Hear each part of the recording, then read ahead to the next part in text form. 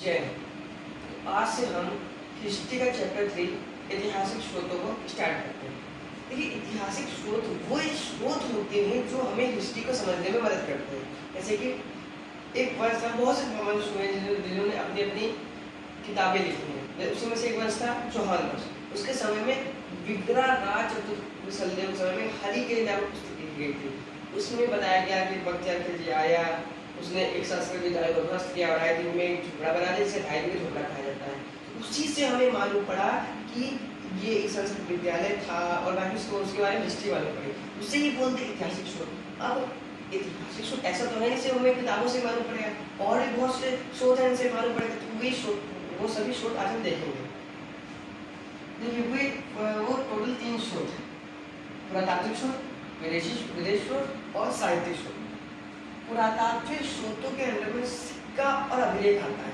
ठीक है, सिक्का जो होता है वो बहुत ही यूजफुल चीज होती है जिससे हम इतिहास को पता कर सकते हैं। सिक्के पे उस राजा का फोटो बना होता है जिस राजा ने उसको चलवाया होता है। अगर वो सिक्के का है तो हम ये अंदाजा लगा सकते हैं कि इस राजा ने, जैसे अकबर ने सोने का सिक्का चलाया तो हमने अनुमान लगा लिया सोने का सिक्का चलाया, यानी कि अर्थव्यवस्था अच्छी थी, सब कुछ सही था। किसी ने तांबे का सिक्का चला दिया, इसका मतलब कि उसकी अर्थव्यवस्था अच्छी नहीं थी। इससे हमने अनुमान लगा के इतिहास को कवर किया है। अभिलेख में क्या है? अभिलेख एक, तो इसके टाइप देखते हैं पहले। अभिलेख 3 टाइप होते हैं: स्तंभ लेख, गुहालेख, शिलालेख। अभिलेख लिख देना कहाँ लिख देना? स्तंभ, एक स्तंभ बना के लिख देना। जैसे कि अशोक के स्तंभ है, 14 स्तंभ है, और वो स्तंभ इतनी बढ़िया टेक्नोलॉजी से बने हैं कि 100-200 कितने मतलब साल हो गए हैं, हजारों साल हो गए, लेकिन अभी उसके 1% मोर्चा नहीं लगा है। और हमारे वहाँ कल बुलाए आज मोर्चा लग रहे हैं।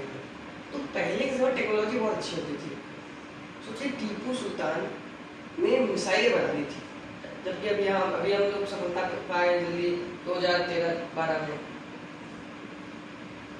तो स्तंभ बना के मान के चलिए ये है, एक बड़ा पीस ले लें पत्थर का, या फिर उन्होंने जिस मटेरियल का इस्तेमाल किया इसमें लिख दिया कि मैं ये ऐसा काम करा रहा हूँ।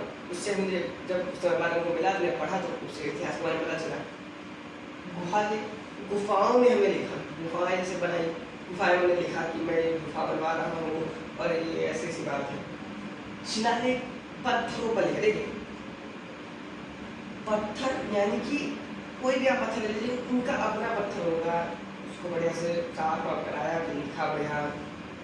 ये तीनों ही अशोक के मिले हैं, बेसिकली अशोक के ही हैं ही, बाकी बहुत कम ही है। जैसे चालुक्य पुलकेशिन द्वितीय के हैं, हर्ष के हैं, 3 हैं, बाकी ज़्यादा कुछ खास नहीं है। मेन अशोक के ज़्यादा कुछ था। विदेश में जो विदेश से यात्री आए थे उन्होंने किताबें लिखी, भारत के बारे में बताया, तो उसको हम आगे कवर करेंगे, आगे देखते हैं। ऐतिहासिक स्रोत एक और पार्ट था साहित्य यानी कि ऐसे हिंदी साहित्य, इंग्लिश साहित्य। तो इस तरीके के जो साहित्य रचे गए थे, तमिल साहित्य, तेलुगु साहित्य, इस तरीके के साहित्य रचे गए थे, उसमें आ जाते हैं। उसमें से कितने साहित्य थे धार्मिक थे, कितने साहित्य थे धार्मिक नहीं थे। अब धार्मिक के भी 2 पार्ट होते हैं। कितने साहित्य थे जो ब्राह्मण से संबंधित थे, यानी कि जैसे कि धार्मिक के अंदर में जितने भी आ जाते हैं, रामायण, महाभारत, मनोचरित, ये सब आ जाते हैं। गैर धार्मिक हरचरित, कादम्बरी, तुल्य बावली, अजाम हुमायूं, जितनी भी किताबें होंगी गैर धार्मिक हो जाती है। आपको लिखने की जरूरत नहीं है, आपको वीडियो के लास्ट में या डिस्क्रिप्शन में लिख दे जाएगी, उस पर जाके देख सकते हैं। धार्मिक के अंदर ब्राह्मण और गैर ब्राह्मण आ जाते थे। गैर ब्राह्मण में वेद होते थे, वेद, उपवेद, आगे फिर देखेंगे इसका। ब्राह्मण में क्या होता था? ब्राह्मण में जैसे जैन धर्म है, जैन धर्म की अपनी किताबें थी, जैन धर्म की, वो आगे देखेंगे, आप लिखने की जरूरत नहीं, वो आगे याद करा देंगे।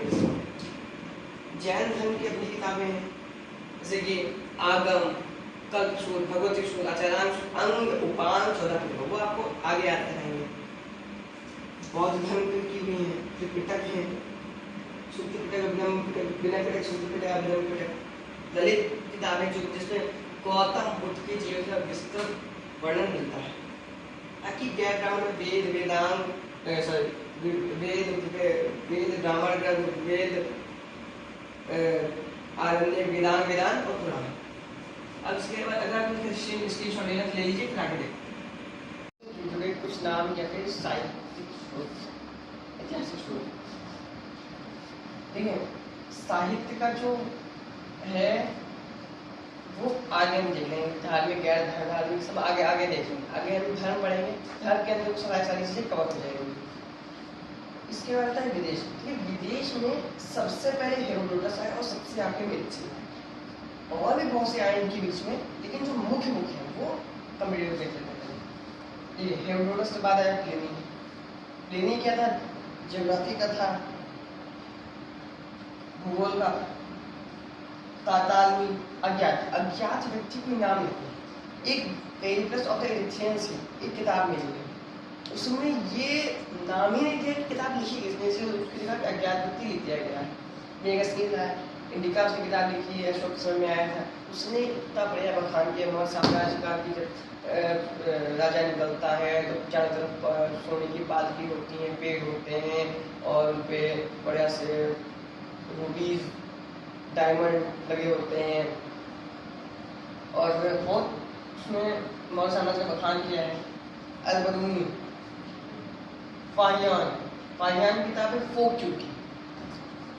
फाहियान बुक है ओ क्यू की, की है सी क्यू। ये सब सारे चाइनीज और अजीब तरह की किताब लिखता है। इत्सिंग आखिरी था, सबसे पहला हेरोडोटस, आगे इत्सिंग। अब देखिए पुरातात्विक में जो इस सिक्का देता है अभिलेख हम आगे कंप्लीट कर लेंगे जब मौर्य साम्राज्य पढ़ेंगे, और उसके आगे बढ़ते हैं तो अब अभिलेख सारे कंप्लीट हो जाएंगे उसमें। सिक्के में आहत सिक्का, आहत सोना। अच्छा आप मुझे कमेंट में लिख के बताइए कि सिंधु घाटी सभ्यता का सिक्का क्या कहते थे और वो किस चीज से बनाया जाता है, वो भी पुरातात्विक सिक्के का एक उदाहरण है। आज को पंचवार सिक्का भी कहा जाता है, इसे मौर्य काल में चलाया गया था।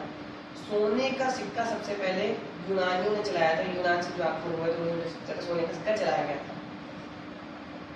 शीशे का सिक्का सबसे ज्यादा, शीशे का सिक्का सबसे ज्यादा सातवाहनों ने चलाया था, मतलब बेसिकली उन्होंने चलाया था। अशुद्ध सोना गुप्तन चलाया, सर्वाती सोना गुप्तन चलाया, कौड़ी गुप्तन ने चलाया, तीनों चीजें जो चलाई गुप्तों ने। गुप्त काल है। इसके बाद चमड़ा का सिक्का, इसे मुगल साम्राज्य में इसको चलाया गया था। एक बार क्या हुआ, जब 1540 कन्नौज के युद्ध के बाद जब हुआ था, तो वहां पे ये शेषासुरी ने आक्रमण किया था, तो बाढ़ के पानी में ये हुमायूं बह रहा था। अब शेषासुरी बड़े पानी मच्छी मार रहा था। देखो ये इतनी बड़ी मच्छी कहाँ निकाला, तो कोई राजा लगता है। तूने कहा हाँ हम राजा ही हैं और तूने हमारी रक्षा की, धन्यवाद, हमें तुम ओ पाल लगा दे, हम चले जाते हैं और तुम हमारे राज्य में कभी आ जाना, हम तुम्हें एक दिन का राजा बना देंगे। तो उसने जब वो आया, उन्हें एक दिन राजा बनाया गया, तो उसने अपना नाम अमर कराने के लिए, इतिहास में लिखाने के लिए चमड़े का सिक्का चलाया। और बहुत लोग कहेंगे कि चमड़े का सिक्का कोई लोहार बनाने लगे, कोई भी बनाने लगे तो मालामाल हो, एक दिन में कितना मालामाल हो गया। एक दिन अगर 200 बनाता है, अगले दिन खत्म, सारी मेहनत खत्म होगी उसकी। दाम भी शेषासुरी ने चलाया, अजरवी भी शेषासुरी ने चलाया, रुपया भी शेषासुरी ने चलाया।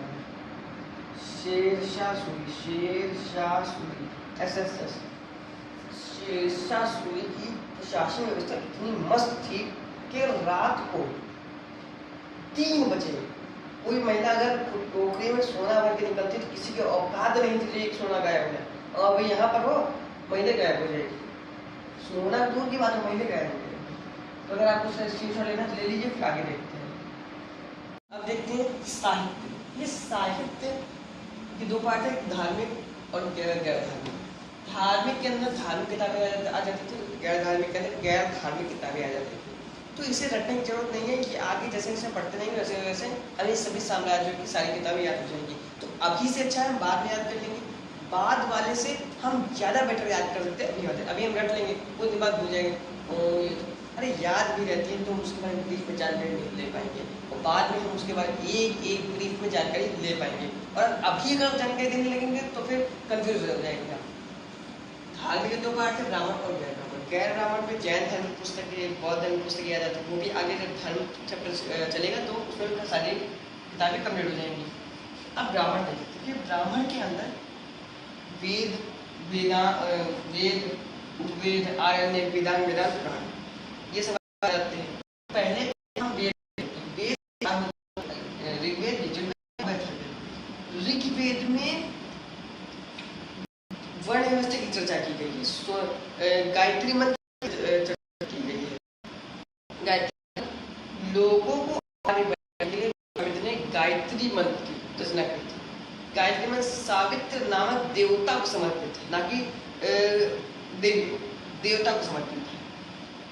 यजुर्वेद में, ऋग्वेद में वर्ण व्यवस्था की चर्चा की गई कि ब्राह्मण परम मुख से, क्षत्रिय उसकी भुजाओं से, वैश्य उसकी जांघों से, शूद्र उसके पैरों से। अभी तो फिलहाल सब चेंज हो गया है, अभी आगे बढ़ेंगे तो वैदिक काल में, उत्तर वैदिक काल के बाद ये सारी चीजें चेंज हो गई थी। उत्तर वैदिक काल के बाद जन्म के आधार पर होने लगा था कि अगर किसी का ब्राह्मण में जाति में जन्म होगा तो उसका लड़का ब्राह्मण होगा, उसका लड़का ब्राह्मण होगा। कल ये चीज गलत है। वेद चार, ऋग्वेद, यजुर्वेद, सामवेद, अथर्ववेद। अब देखते हैं इसका यजुर्वेद। यजुर्वेद में यज्ञ की चर्चा हुई है और युद्ध की चर्चा हुई है। सामवेद में संगीत की चर्चा है। सा, रे, गा, मा, पा, दा, नी, सा, ये 8 शब्द जो कि सॉन्ग्स में, गाने में इस्तेमाल होते हैं, ये सामवेद में ही लिखे गए हैं। ठीक है, इसमें से 7 को मान्यता दी गई, क्योंकि इसमें से सबसे पहला वर्ग सा है, लास्ट में भी सा है, तो एक सा अगर हटा दे तो कोई फर्क नहीं पड़ने वाला, इसलिए एक सा हटा दिया गया। अथर्ववेद में जादू, टोना, वशीकरण सब की चर्चा है।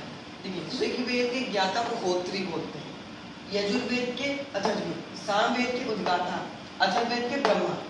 अब इसका देखते हैं उपवेद। उपवेद कौन से हैं? उससे पहले देखते हैं इनके रचनाकार कौन कौन। ऋग्वेद के रैतारथ कौस्तुकी, रैतारथ कौस्तुकी, रैतारथ कौस्तुकी। लिखने की जरूरत नहीं है, आप सुन लीजिए, डिस्क्रिप्शन में आप लास्ट में आपको सारी चीजें लिख दी जाएंगी, बता दी जाएंगी। यजुर्वेद के शतपथ तैतरय, शतपथ तैतरय। सामवेद के पंचवीस। अथर्ववेद गोपथ। अब इसका देखते हैं उपवेद। ऋग्वेद का उपवेद आयुर्वेद, यजुर्वेद का उपवेद धनुर्वेद, सामवेद का उपवेद गंधर्ववेद, अथर्ववेद का उपवेद शिल्पवेद। ठीक है, इस समय पतंजलि जो कंपनी है उसके आयुर्वेद पतंजलि, इसके को फाउंडर हैं कौन है? पतंजलि। तो यहाँ पर ही आयुर्वेद की रचनाकार, आयुर्वेद जो ऋग्वेद का उपवेद है उसके रचनाकार पतंजलि ही है। धनुर्वेद कौन है? विश्वामित्र। विश्वामित्र एक बढ़िया तलवारबाजी, मार काट में, तेज तलवार में बहुत बढ़िया थे। तो धनुर्वेद उन्होंने लिखा है विश्वामित्र ने। गंधर्ववेद नारद मुनि ने लिखा है। शिल्पवेद विश्वकर्मा ने लिखा है। अब देखते हैं आरण्यक। आरण्यक की सिर्फ छोटी सी लाइन है, किसी भी वेद का चैप्टर अगर जंगल लिखा जाता है आरण्यक कहलाता है। अथर्ववेद में किसी प्रकार कोई आरण्यक नहीं, अथर्ववेद का कोई भी चैप्टर यानी कि जंगल में नहीं लिखा गया है। अथर्ववेद। अब देखते हैं आरण्य के बाद आता है वेदांत। वेदांत को एक ट्रिक से समझते हैं, व्याजो निशि कच्छ। व्याजो निशि कच्छ। व्या से व्याकरण, जो से ज्योतिष, नि से निरुक्त, शी शिक्षा, शी से शिक्षा, का से कल्प, था से छंद।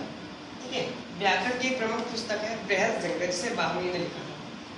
जो से ज्योतिष, ज्योतिष ज्योतिषी निकाली जाती है, पंडित निकालते हैं जो कि जियोग्राफिकल पे बेस्ड होती है। नि से निरुक्त, निरुक्त को व्यास ने लिखा था, व्यास ऋषि थे, उन्होंने लिखा था। का से कल जो कि वेदांत का पाठ है, और छा से छन, छा से छन। अब इसके पर आता है वेदांत पुराण। ये हम आगे की वीडियो में देखेंगे। आप उसका स्क्रीनशॉट ले लीजिए। जय हिंद।